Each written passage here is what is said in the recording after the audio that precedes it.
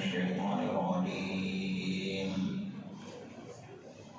بسم الله الرحمن الرحيم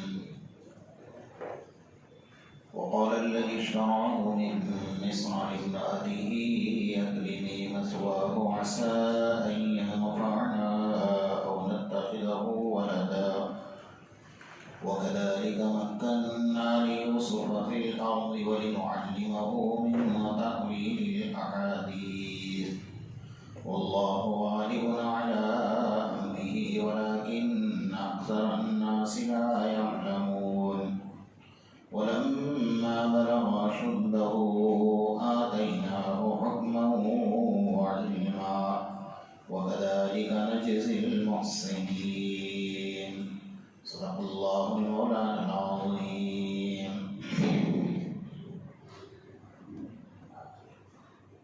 گزشتہ کل آپ حضرات کے سامنے خواب کی تعبیر کے متعلق چند باتیں عرض کی گئی تھی. حضرت یوسف علیہ السلام کو اللہ تبارک و تعالیٰ نے خوابوں کی تعبیر کا علم دیا تھا. کہ اللہ فرماتے ہیں واللہ غالب علی امرہ ولکن اکثر الناس لا یعلمون. ہر معاملے پر اللہ تبارک و تعالیٰ کا فیصلہ غالب رہتا ہے. اللہ تبارک و تعالیٰ کو ہر معاملے پر قابو حاصل ہے. ولکن اکثر الناس لا یعلمون، لیکن اکثر لوگ اس کو جانتے نہیں ہیں. معاملہ اللہ کی ذات پر یقین اور اعتماد کا ہے. ہم سب کی زبان یہ کہتے ہیں کہ کرنے والی ذات اللہ کی ہے اور اللہ جو چاہتا ہے وہی ہوتا ہے. لیکن یہ دعوے میرے اور آپ کے صرف زبانی جمع خرچ ہے، اس کے علاوہ اور کچھ نہیں. جس دن ہمارا یہ یقین بن جائے گا کہ اللہ ہی چاہتا ہے اور اللہ جو چاہتا ہے وہی ہوتا ہے، ہمارے چاہنے سے کچھ نہیں ہوتا. صحابہ کرام نے اس یقین کو اپنی زندگی میں مکمل طور پر داخل کیا تھا. جب اللہ کے سامنے فرشتوں کی نہیں چلتی، نبیوں کی نہیں چلتی، کتب ابدال کی نہیں چلتی، تو میری آپ کی چلے گی؟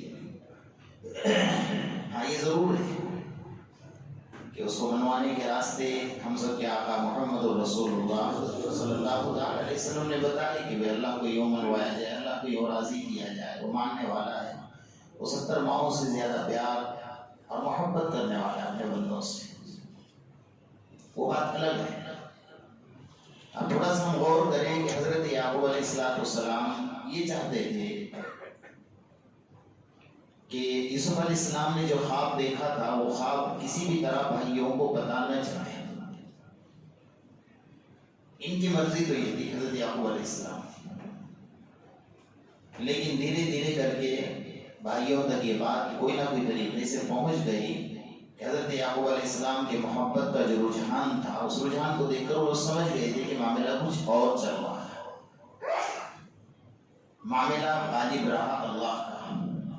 حضرت یعقوب علیہ السلام جو چاہتے تھے وہ نہ ہوا. حضرت یعقوب علیہ السلام چاہتے تھے کہ 11 بھائی مل کر یوسف سے محبت کرے، اس کی جگہ پر دشمنی پر اتر آئے. واللہ غالب علی امرہ ولکن اکثر الناس لا یعلمون. حضرت یعقوب علیہ السلام کی 11 بیٹے یہ چاہتے تھے کہ یوسف کی محبت حضرت یعقوب کے دل سے نکل جائے، لیکن معاملہ اللہ کا غالب رہا کہ محبت دن بدن بڑھتی گئی. حضرت یعقوب علیہ السلام یہ چاہتے تھے کہ 11 بھائی یوسف کے ساتھ مل کر رہے، لیکن یہ دشمنی بڑھتی گئی. حضرت یعقوب علیہ السلام یہ چاہتے تھے کہ میرا بیٹا زندگی میں مجھ سے کبھی جدا نہ ہونے پائے، لیکن معاملہ کیا بنا؟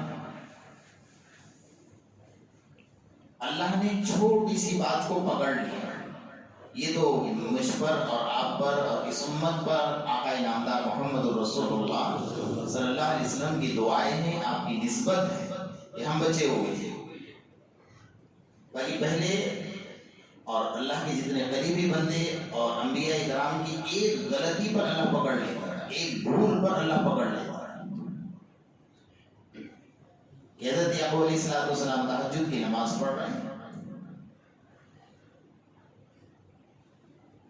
رکوع میں گئے اور کھڑے ہو گئے اور سجدے میں جا رہے ہیں، تو سجدے میں جاتے ہوئے نظر پڑی حضرت یوسف علیہ السلام کے چہرے پر، بازو میں سوئے ہوئے تھے۔ دل میں اتنا خیال آیا کہ اللہ اتنا خوبصورت اور حسین چہرے کو بھی تو کوئی جہنم میں جلائے گا۔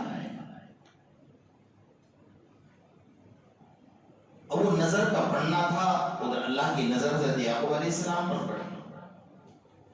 اللہ نے کہا کہ یعقوب نماز میری، سجدہ میرا، اور نظر اپنے بیٹے پر، قسم میرے عزت اور جلال کی، اس بیٹے پر تمہاری تہجد کے وقت میں نماز کی حالت میں نظر پڑی ہے، ان آنکھوں سے اس بچے کو جدا کر کے رہوں گا۔ اب ہماری نمازوں کا خیال بھی کریں، ہماری نمازوں میں ہم کہاں پہنچتے ہیں، کہاں ہمارا گزر، کہاں سفر ہوتا ہے ہمارا 4 رکعت کے اندر، 2 رکعت کے اندر۔ ہوا ہی حضرت یعقوب علیہ السلام چاہتے تھے کہ میرا بیٹا مجھ سے کبھی جدا نہ ہو، بیٹا تو جدا ہوا، آنکھیں بھی چلی گئی، آگے چل کر بات آئے گی آپ کے سامنے کہ دونوں آنکھیں رو رو کر حضرت یعقوب علیہ السلام کی چلی گئی، آنکھوں کی بینائی ختم ہو گئی۔ معلوم یہ ہوا، اچھا حضرت یوسف علیہ السلام کے بھائیوں نے غلام بنا دیا اور غلام بنا کر قافلے کے ہاتھ میں بیچا۔ اللہ کا معاملہ غالب آتا ہے، اللہ تبارک و تعالیٰ نے جس کو غلام بنانا چاہ رہے تھے، اللہ تبارک و تعالیٰ نے بادشاہ کے محل میں پہنچا دیا، اور غلام بنا کر مصر کے بازار میں بیچا، اللہ تبارک و تعالیٰ نے بادشاہ بنا دیا۔ معاملہ اللہ کا غالب آئے گا، اللہ جو چاہے گا وہ ہوگا۔ حضرت آدم علیہ السلام چاہتے تھے کہ میں جنت میں رہوں، جنت سے کبھی باہر نہیں آؤں، مرضی کس کی غالب آئی؟ میرے اللہ کی غالب آئی۔ حضرت آدم علیہ السلام چاہتے تھے کہ میری بیوی یعنی حضرت حوا مجھ سے کبھی جدا نہ ہونے پائے، 300 سال تک جدا رہے گا۔ کتنے سال تک؟ زمین پر اترنے کے بعد حضرت آدم علیہ السلام اور ماں حوا دونوں 300 سال تک دونوں جدا رہے۔ 300 سال کے بعد عرفات کے میدان میں دونوں کی ملاقات ہوئی، اس لیے اس کا نام عرفات رکھا کہ ایک دوسرے کو انہوں نے پہچان لیا۔ حضرت آدم علیہ السلام نہیں چاہتے کہ میں جنت سے باہر نکلوں، لیکن مرضی اللہ کی غالب، واللہ غالب ولکن اکثر الناس لا یعلمون۔ نمرود حضرت ابراہیم علیہ السلام کو جلانا چاہتا تھا، اللہ بچانا چاہتے تھے، 40 دن تک آگ کے اندر رہے، اور ایسی آگ جو آسمان سے باتیں کر رہی تھی۔ مرضی کس کی غالب آئی؟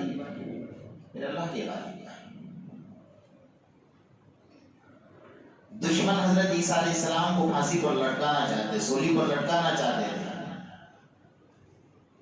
وما قتلوه وما صلبوه ولكن شبه لهم، اللہ نے فرمایا نہ انہیں قتل کیا گیا، نہ انہیں سولی پر لٹکایا گیا، بل رفعه اللہ الیہ، اللہ نے انہیں آسمان پر اٹھا لیا۔ مرضی کس کی غالب آئی؟ اللہ کی۔ ہم سب کے آقا محمد رسول اللہ صلی اللہ علیہ وسلم کو دشمن دنیا سے نعوذ باللہ من ذلک مٹانا چاہ رہے ہیں۔ اللہ نے کہا جتنا کوشش کرنا ہے کرو، اس نبی کو وہ درجہ دوں گا کہ میرے نام کے ساتھ ان کا نام ہر جگہ پر شامل کر کے رہوں گا۔ مرضی کس کی غالب آئی؟ اللہ کی۔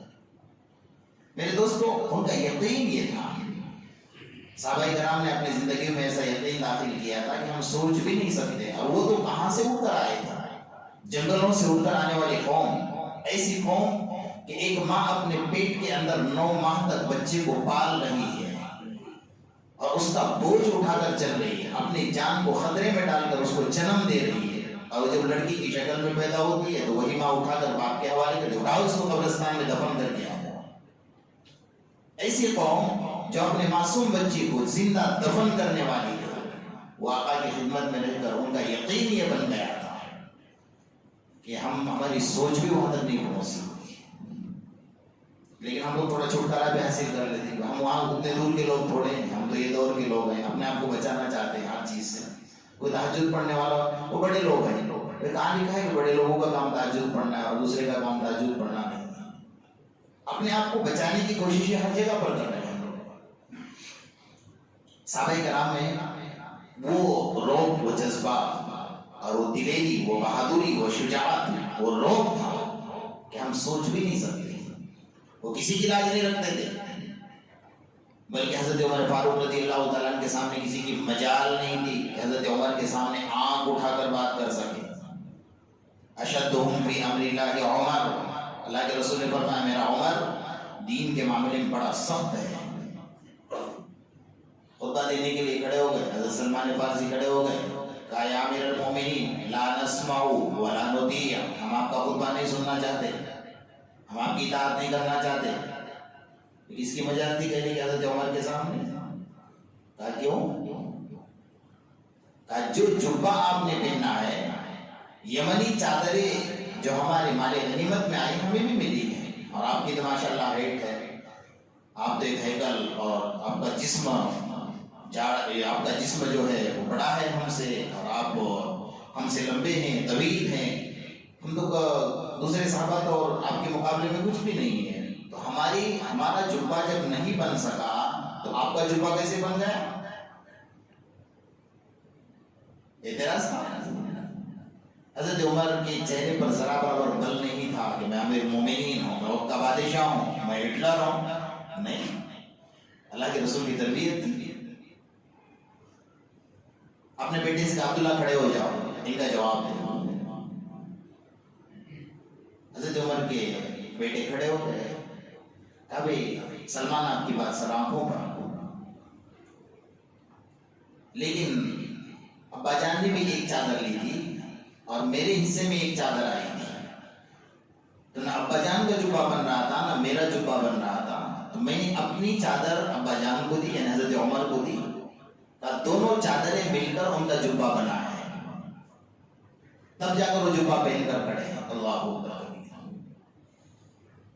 حضرت عمر رضی اللہ تعالیٰ، پھر حضرت سلمان فارسی کھڑے ہوئے کہ نحن نسمع و نطیع، اب ہم آپ کی بات مان لیں، ہمارے دل میں اعتراض تھا، ختم ہو گیا۔ یہ ان کا یقین تھا، ان کا ایمان تھا، وہ کسی سے ڈرتے نہیں تھے، بلکہ حجاج بن یوسف جیسے ظالم کے سامنے کھلے ہوئے اے سفاک، اے ظالم کان کھول کر سن لے، آقا کے خلاف، اسلام کے خلاف اگر کوئی بات تیرے زبان سے زبان کاٹ کر رکھ دے گا۔ وہ کا بادشاہ ظالم تھا، سفاک تھا، اور کئی صحابہ کرام کو اس نے شہید کر دیا، لیکن مجال نہیں تھی کہ صحابہ کرام کسی اسلام کے خلاف بات سن سکے۔ آج ہمارا ماحول کیا ہے، ہمارا معاشرہ کیا ہے؟ ہمارے آقا محمد رسول اللہ صلی اللہ علیہ وسلم کی ذات اقدس پر انگلیاں اٹھائی جائیں، اللہ کے رسول کی عزت پر انگلی اٹھائی جائے۔ حضرت امام مالک فرماتے کہ حضرت امام مالک سے پوچھا کسی نے کہ اگر اللہ کے رسول صلی اللہ علیہ وسلم کی ذات پر کوئی انگلی اٹھائے تو ہمیں کیا کرنا چاہیے؟ کہا تم اگر کچھ نہیں کر سکتے تو میں زندہ رہنے کا حق نہیں۔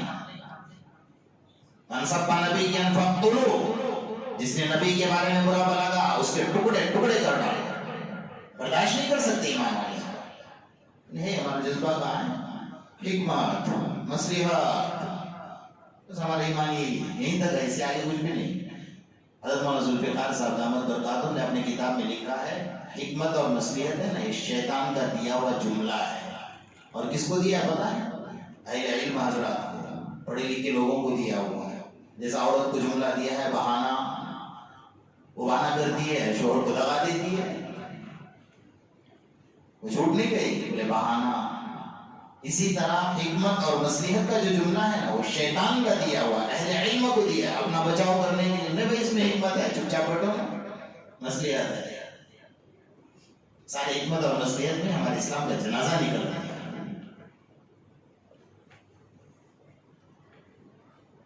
تو اصل جو معاملہ ہے کہ جب ہمارا یقین یہ بنتا ہے کہ کرنے والی ذات اللہ کی، اور ہر معاملہ اللہ جو چاہے گا وہ ہوگا، بس ہمیں ہمت کے ساتھ کام کرنا ہے۔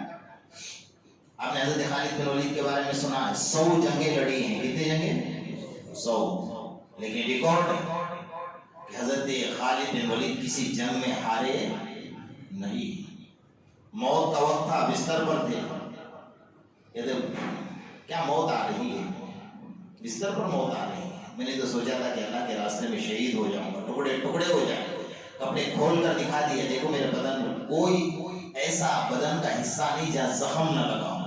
اور ہر جنگ کے اندر حضرت خالد بن ولید آگے کے صف میں کھڑے رہ کر جنگ لڑے، پیچھے کے صف میں نہیں تھے۔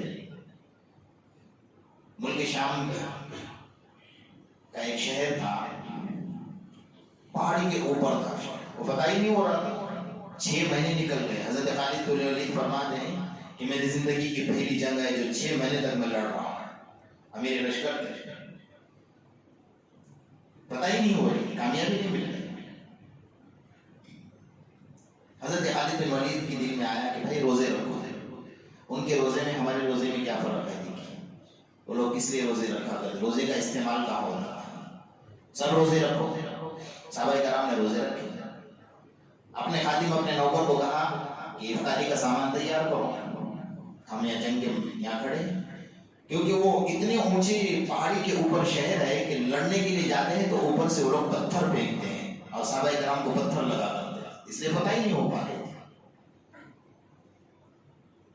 تو خادم نے افطاری کا سامان تیار کیا، جب افطاری کا وقت ہوا پہنچے تو دیکھا تو ایک دانہ بھی وہاں رکھا ہوا نہیں تھا۔ حضرت خالد بن ولید سمجھ گئے کہ شاید میرا خادم بیمار ہے، کوئی بات نہیں، پانی سے افطار کرتا۔ دوسرے دن پھر وقت آیا افطاری کا، پانی سے افطار کیا، پانی سے سحری کی، پھر روزہ رکھا، جن کے میدان میں کھڑے ہو۔ دوسرے دن پھر خادم کو کہا کہ بھائی افطاری تیار کر لو، جو بھی مناسب مہیا ہے۔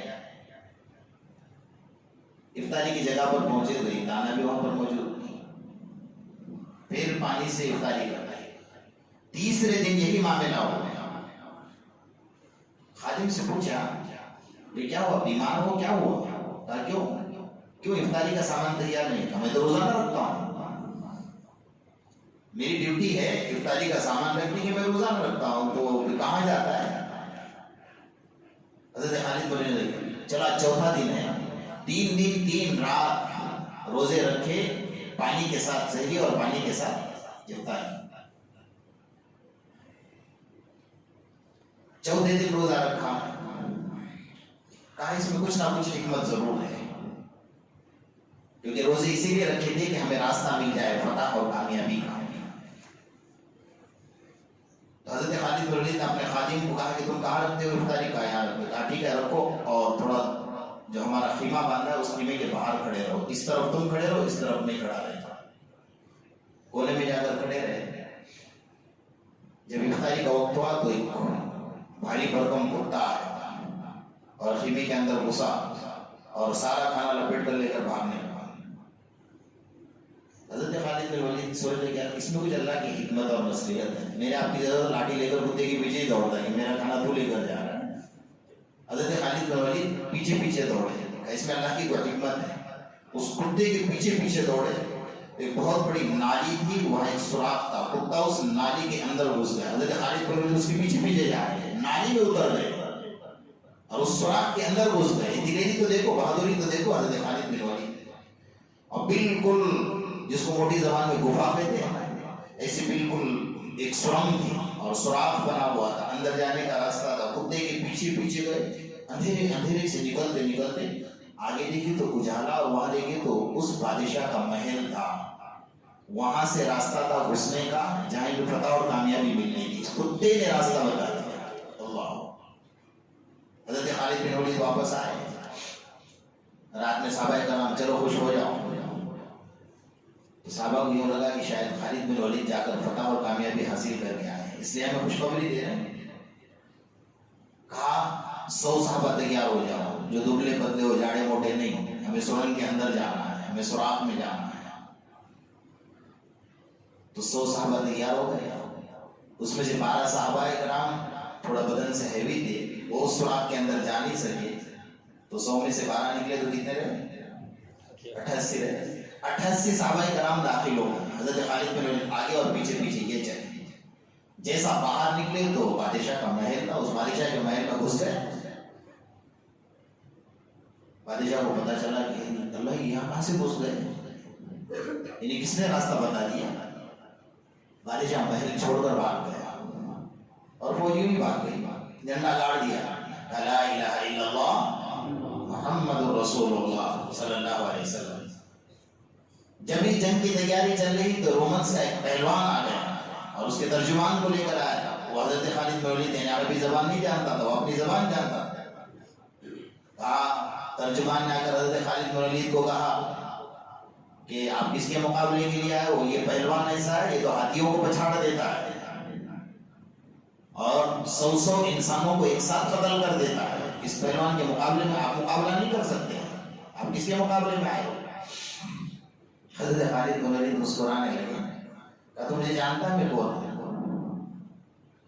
کہا, یہ کون ہے آپ کو پتا ہے؟ ترجمان کہہ رہا, کون؟ کہا, یہ قیصر کا رکن ہے, یہ بادشاہ کا رکن ہے. حضرت خالد بن ولید نے کہا کہ میں محمد کی سلطنت ہوں. اللہ کیا کہا, میں کس کی سلطنت ہوں؟ میں محمد کی سلطنت ہوں, میں محمد کا غلام ہوں. کان کھول کر سن لے, میرا اللہ جو ہے اس کا فیصلہ غالب رہے گا اور جہاں ہم کھڑے ہوں گے ہمارا جھنڈا وہ گاڑ کر پائیں گے. اللہ کی طاقت, سپر پاور طاقت ہمارے پاس, ایمان کی طاقت ہے ہمارے پاس. ہم محمد کے غلام, ہم کبھی ہارتے نہیں. اس کو بتا دے میں کون ہوں. ترجمان نے جیسا نام سنا کہ خالد بن ولید ہے, نام تو سنا تھا, آج تک دیکھا نہیں تھا حضرت خالد بن ولید. وہ دبلے پتلے تھے, کچھ جاڑے موٹے بھی نہیں تھے, لمبے تھے, تھوڑی ہائٹ تھی حضرت خالد بن ولید رضی اللہ تعالیٰ. تو جیسا اس نے سنا کہ خالد بن ولید ہیں, کہا مجھے نہیں لڑنا ہے, خاموش اپنے سواری لے کر نکل گیا. وہ روح, وہ جذبہ حضرت خالد بن ولید رضی اللہ تعالیٰ کو اللہ نے عطا فرمایا. جب آقا نامدار محمد رسول اللہ صلی اللہ علیہ وسلم اس دنیا سے پردہ فرمائے, حجۃ الوداع کے اندر اللہ کے رسول صلی اللہ علیہ وسلم جب اپنا حلق کروایا, اپنے بال مبارک صحابہ کرام کو تقسیم فرمائے, تو حضرت خالد بن ولید نے اس دن سے اپنا اصول بنایا تھا کہ جب سر پر پگڑی باندھتے تھے, اللہ کے رسول کا بال مبارک اپنے سر کی پگڑی میں رکھا کرتے تھے. کہا, جہاں میرے آقا کا بال ہوگا وہاں پہ ناکامی تو آنا ہی, سوال ہی پیدا نہیں ہوتا ناکامی. تو میرے دوستوں, اصل معاملہ ہے کہ ہمارا یقین ایسا بنے گا کہ کرنے والی ذات اللہ کی, ہم کچھ نہیں کر سکتے ہیں. اتنا ہے کہ ہم اپنی مرضی کہیں بھی نہ چلائیں. اس کو ایسا معاملہ ہے نا, میں ہم جماعت میں چلے گئے تو اجازت نہیں لیتے آج کل. تو ہمیشہ میں جا رہا ہوں, اجازت ہے کہ اطلاع ہے؟ بولو نا, کیا ہے اطلاع ہے نا, یعنی عامر صاحب کو حکم دے رہا ہے کہ آپ یہاں بیٹھو, میں جا رہا ہوں. یعنی ہم اپنی مرضی چل, ہر کام میں ایسا نہیں ہے, ہر کام میں اپنی مرضی. مسجد کے معاملے میں میری مرضی چلے گی تو میں ٹرسٹی رہوں گا, میری مرضی نہیں چلے گی تو میں نہیں. اس کو اپنی مرضی چلانا ہے, اللہ کی مرضی نہیں چلانا ہے سب جگہ پر. اس لیے جب ہم اپنی مرضی چلانے لگ گئے تو اللہ تعالیٰ نے ہمیں اپنے حالات پر چھوڑ دیا. تم ہی نمٹو, ٹھیک ہے, تمہارا یقین اس سے ہٹ گیا. تم اپنی مرضی چلانا چاہتے ہو سب جگہ پر, تو چلاؤ, پھر اللہ کی مدد کہیں تمہارے شامل حال نہیں رہی. واللہ غالب علی امرہ ولکن اکثر الناس لا یعلمون. ذرا پچھلے واقعات کو دیکھو, کہ ان کا یقین یہ تھا کہ میرا اللہ ہے, میرے لیے آگ میں کودنا آسان ہے, اس لیے کہ میری حفاظت کرنے والی ذات میری اللہ کی ہے. جب یہ یقین ہمارا بنے گا, اللہ تبارک و تعالیٰ کے فیصلے بھی اس سے ہی اٹھیں گے. ہمارا یقین ہی نہیں ہے, بس زبانوں سے ہم کہتے ہیں جب آخرت سے ہوتا رہتا ہے, ایسا نہیں. بلکہ ہم اپنا یقین بنائیں, اللہ سے مانگے. بھی تو ماحول ایسا بنا ہے نا کہ ہماری ضمیر کو جھنجھوڑنا بھی بڑا مشکل ہو گیا ہے. اتنا دنیا والوں کا ڈر ہمارے دلوں میں بیٹھ گیا ہے کہ عجیب ماحول ہے مسلمانوں کا. مجھے تو دیکھ کر کچھ عجیب سا ہوتا ہے کہ ایمان والے ہیں کون ہیں. چھوٹی سی پولیس والی کی گاڑی اگر انسان بھاگیں گے ہم گھروں کے اندر, کیسا پتا چلے گا کہ پتا نہیں کیا ہو گیا. یعنی دلوں کے اندر جو ایمان کا اس کا مزاج بنا رکھا ہے. تیرے پاس اللہ نے سپر پاور طاقت دی ہے, سپر پاور طاقت. اللہ اکبر, اللہ اکبر. اللہ کے علاوہ کسی کے پاس کوئی طاقت نہ ہوئی. یقین بن جانا چاہیے ہمارے ایمان کے بھی. اللہ کی جو طاقت ہے, سپر پاور طاقت ہے, اس کے آگے کسی کی کوئی طاقت چلنے والی ہے ہی نہیں. وہی طاقت اللہ نے ہمیں عطا فرمائی. وَأَنْتُمُ الْأَعْلَوْنَ وَأَنْتُمُ الْأَعْلَوْنَ. اے ایمان والو, سربلند تم رہو گے, اللہ کا وعدہ ہے. لیکن سارا الٹا معاملہ ہے, سارا معاملہ الٹا چل رہا ہے. بس اللہ ہماری نسلوں کی حفاظت فرمائے اور مرتے دم تک اللہ پاک ہمارے ایمان کی بھی حفاظت فرمائے. بسم اللہ.